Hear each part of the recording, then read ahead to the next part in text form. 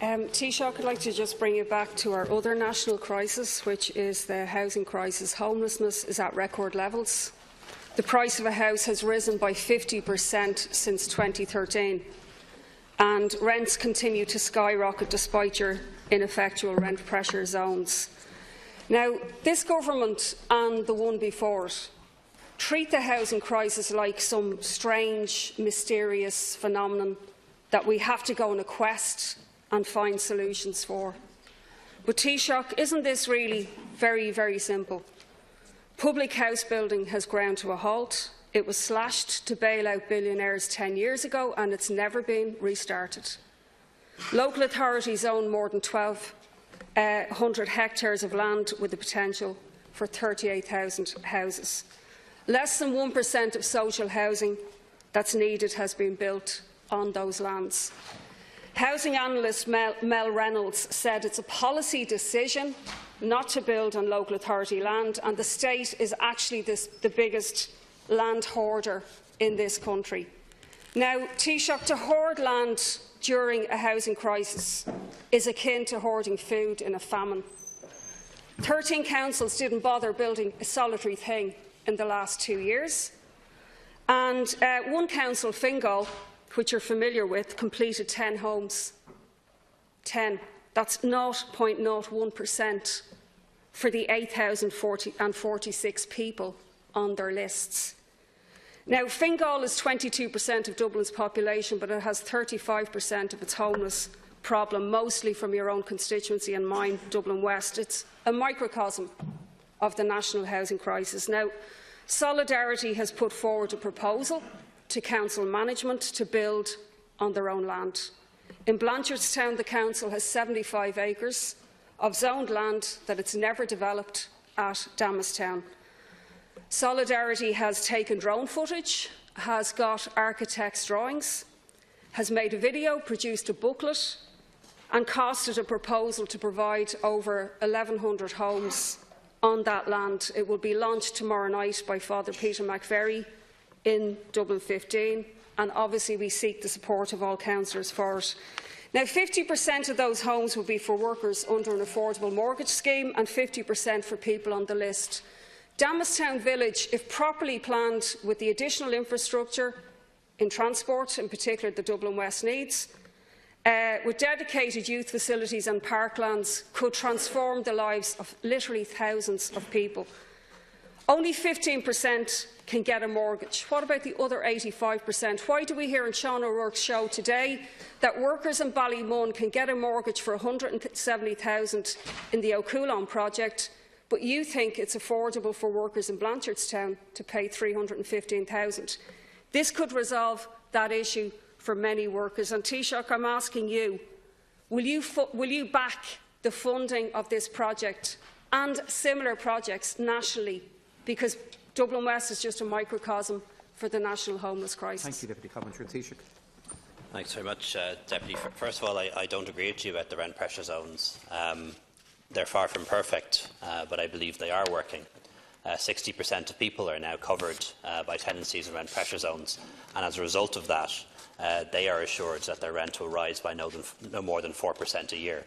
So if you're one of those people who's renting, 60% of people who are renting, you have that assurance, and that's a very big assurance that your rent can't rise by more than 4% a year.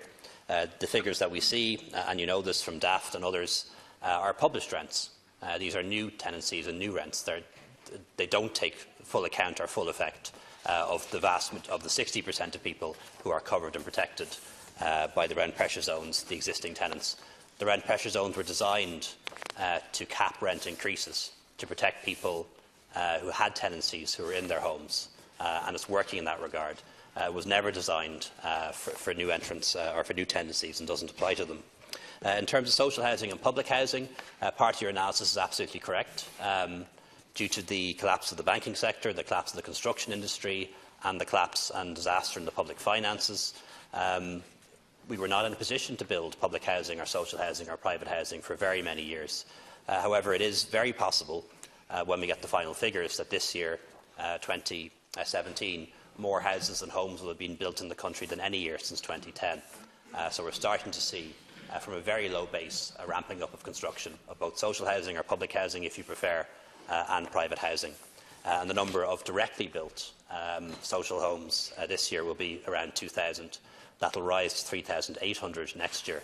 And you can add to that those that are not directly built by local authorities. For example, houses brought back into use by renovating voids, long-term leases, purchased from developers, and that will bring the number of new social homes available to around 7,000 next year, and that's a huge increase from only a few hundred a few years ago. I am very familiar with Fingal. I share the county with you, and we're both former members of that council, and because I am familiar with that, I know for a fact that there have been more than 10 social homes provided in Fingal in the past year. How do I know that? Because I've been in more than 10 of them. I know you boycott these events. You don't like to come to school openings or job announcements or the opening of new social housing because if you see no good, then you can perhaps pretend that there is no good.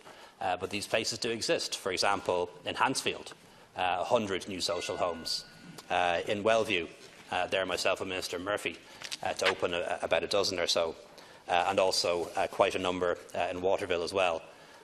The reason why you don't believe they exist, even though they do exist, is because they weren't built directly by a local authority. They were acquired by a developer, either through direct purchase or through Part 5. But I can guarantee you that the people who live in those homes, who now have secure social housing with a council rent, know that these are real homes because they're living in them and their families are there. So that while those houses and those people may not count to you, they do count because they are real properties with real people living in them who now have secure tenancies and pay subsidised council rent. In terms of the proposal in relation to Wellview, we'll certainly give any consideration to any plan that may help us to provide more housing in the state. The general view of government, though, is that we want to have mixed developments because that promotes social cohesion. So if there is public land that can accommodate 1,000 new homes, we would like to see a mix of private housing, some affordable housing, and also public social housing as well, because we believe that that's the best way to not just provide housing, but also build sustainable communities into the future. Thank you, Taoiseach. Deputy Coppinger. Taoiseach, maybe you'd actually answer the question this time. Half of the housing in Damastown is proposed to be affordable mortgages. That is a mix. You couldn't get much more of a mix than 550 affordable mortgages. And it could be delivered.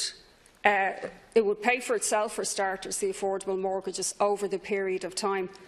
Taoiseach, what you propose is, through the HAP scheme, is so much more expensive than building directly. HAP will cost £23 billion more over the 30 years than actually building 132,000 permanent homes. So why do you follow this creed? Is it because a small few people are enriching themselves, but it's off the back of misery for tens of thousands more? Now, in relation to Fingal and all of the other ones that you've cited, I'm talking about direct build, which is the cheapest, most cost-effective way of providing housing. I'm not talking about acquiring at market rates, which is an extremely expensive way of doing so. And Taoiseach, I hope that you will get your councillors to back this, because we've been told that money is not the object, that there is no shortage of money. The Minister for Finance came to the Housing Committee last year.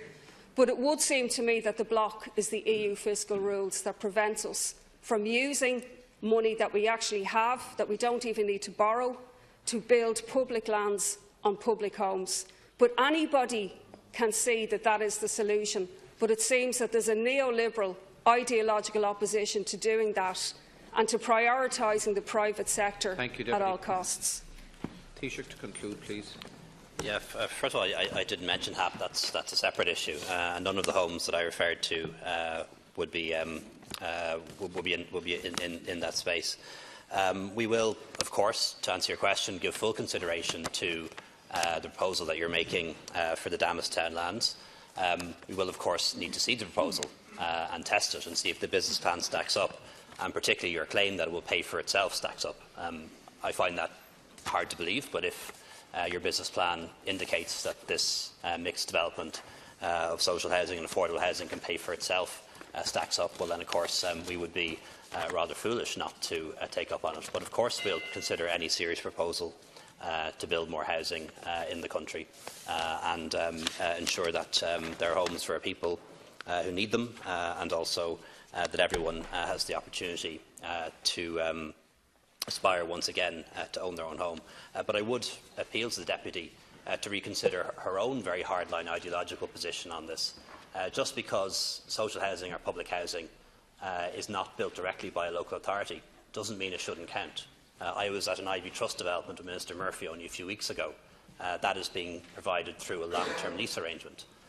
All of the people moving into that housing know what it is. It's social housing for them, run by the Ivy Trust, an agency that has been providing housing since before the state was founded. And they have a secure tenancy and they have a subsidised rate. But because of the Deputy's ideology, this doesn't count. So I'd ask the Deputy and her supporters to consider their ideology and to adopt the approach that I adopt and my party and this government adopts, is that when people want housing and come to our clinics, we try to get them into one of those places. We don't try to pretend they don't exist and deny them those places because it goes against our socialist ideology. Thank you very much, Taoiseach.